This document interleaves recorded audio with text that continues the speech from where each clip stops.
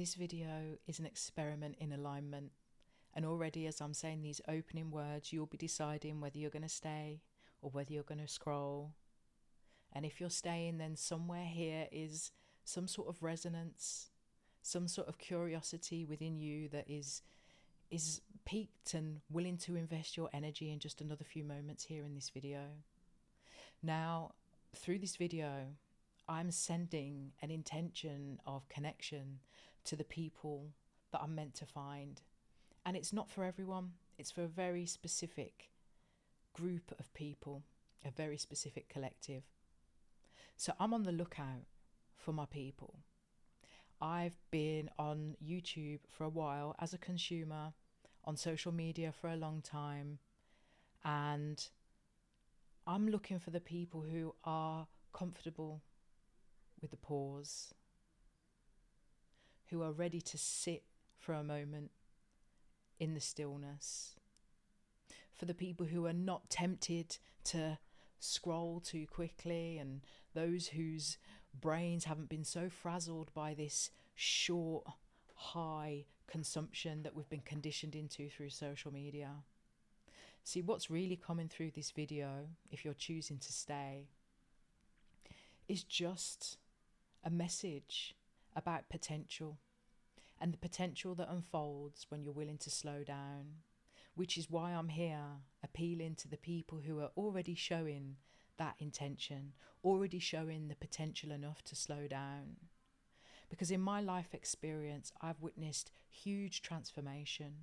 I've gone from being deeply depressed, highly anxious, suffering with PTSD, feeling like, was life even worth living? And through it all, I found a methodology, a way of being that helps me to move through life's inevitable challenges. And I'm in the process at the moment of bringing that all to the world. I've got a book deal with Hay House, my book's coming out next year, and I've got this 3-stage process to help you really to connect to the very best version of yourself. But I firmly believe that in order to do that, we have to be willing to slow down, which is why this isn't for everybody. So if you're here and you are comfortable in the slowness, comfortable in the discomfort of the length of time I might be taking to string my sentences together, because it's within that space, it's within that breathing space that so much wisdom can download. When we disconnect from that incessant desire to stimulate, and move on to the next thing. And when we allow ourselves to just drop our shoulders, catch our breath, and see where we're at. We're in a world that demands our attention from the moment we wake up to the minute we close our eyes. We've got these little devices in our hands, and in all honesty, how many of us are addicted? I know it's not a comfortable thing to admit, but the first thing many of us do when we wake up in the morning is reach for our phones. You see, they've created these phones as these all-in-one devices for our entire lives, from our social media to our messaging, our phone calls, our banks, where we order our food, where we order our clothes, how we add up our sums. Everything is on these little devices.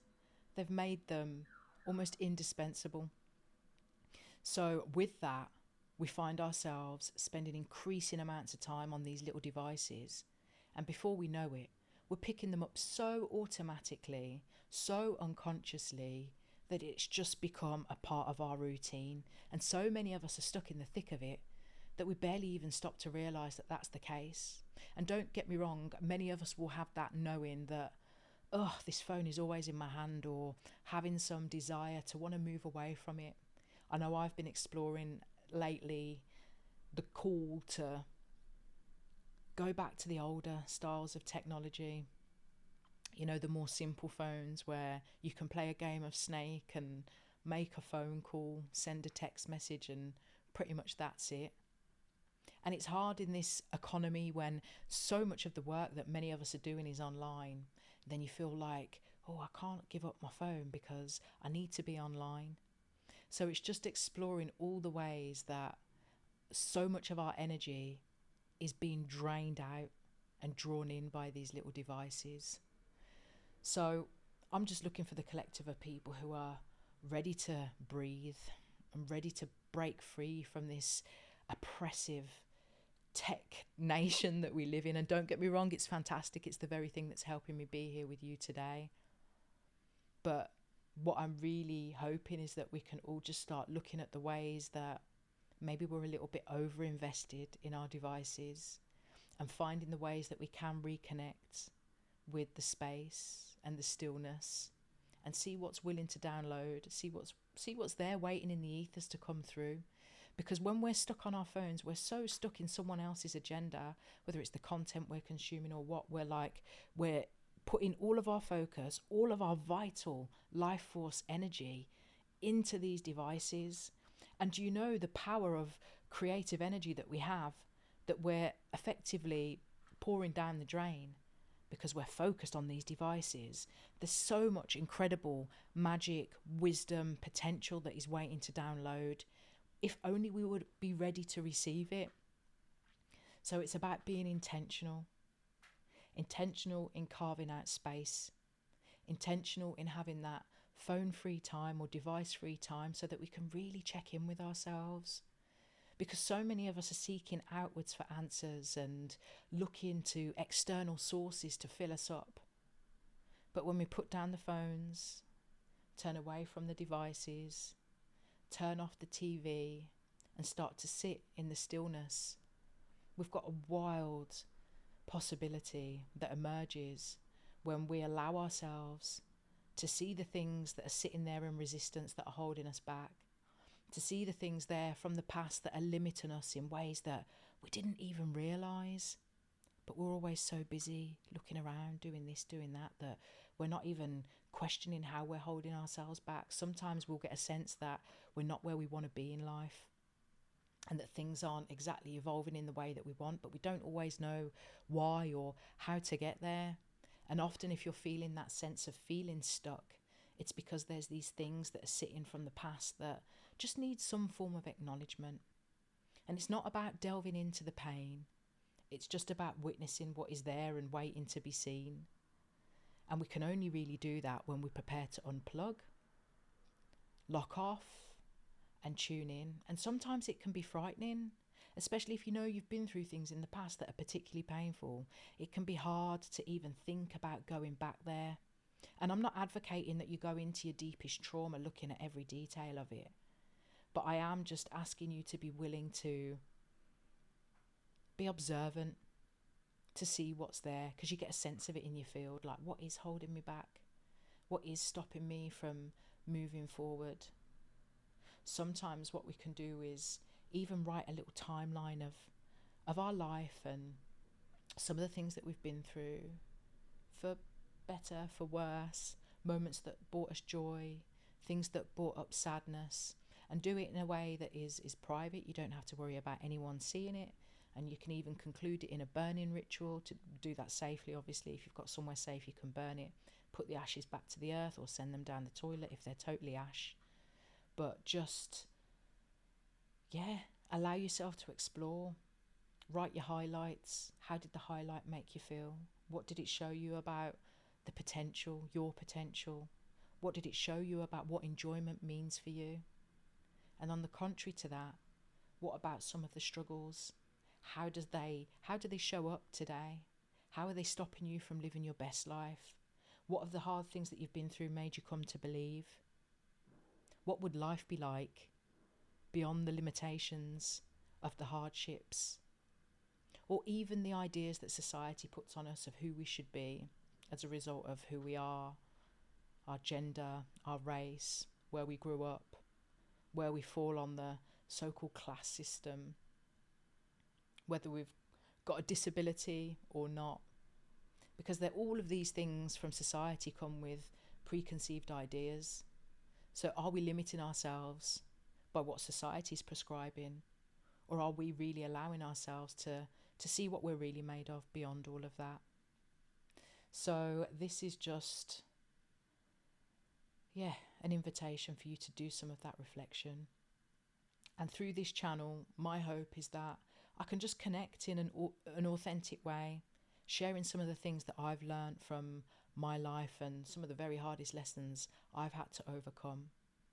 So my whole purpose, my whole mission really is just to help alleviate the suffering of some of you people out there in humanity who have got so much potential and so much light that is waiting to flow through you, but like me in the past have found yourself stuck, not really knowing how to move forward, but knowing deep down that you're made for more.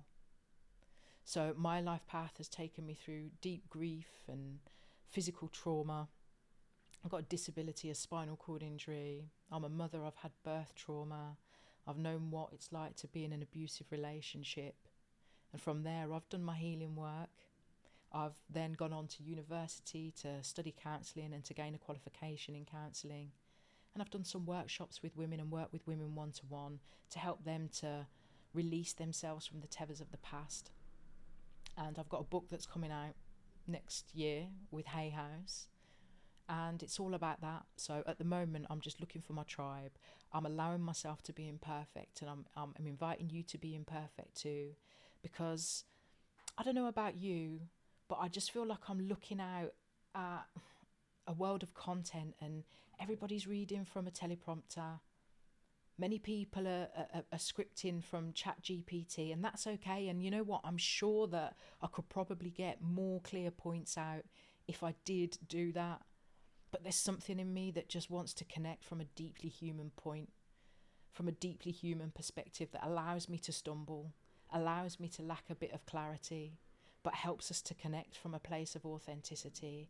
Because I believe that that's where humanity, the healing of humanity lies, is when we can put down the scripts and put down the fast edits and the bright lights and just meet each other where we are, in our imperfections, but in our willingness and with an intention to heal and to see a better world. It's not just about the individual, it's about all of us. It's about the global community, the wider humanity. It's about the future generations to come. We live at this age now where we have all this information, we have this ability to connect. So let's do it, but let's do it from a very human place. And I think from there, in willing to be open, willing to be vulnerable, willing to be like, you know what, I'm not perfect, but I'm trying. And in trying, I've learned so much. And I've learned so much that I think will help other people. So if you've made it this far, then I consider you my people. And I look forward to us healing and growing together and moving into a more illuminated future where we can see the hope for a better humanity, because it's looking bleak out there. So we're all really relying on ourselves to heal our past, connect to our potential, and start making those changes that humanity so desperately needs. Because we need to be in our light, we need to be establishing our boundaries, we need to be standing up for what's right, and we need to be moving towards a future that is better for all of us. So on that note, I'll leave it there, but thank you for staying. If you made it this far and you feel inclined, come and connect with me on Instagram, or I've got my link for Stan in the comments. But more than anything, I'm just grateful to be here with you. So sending love, sending peace, wishing you a beautiful day, and I'll catch you soon.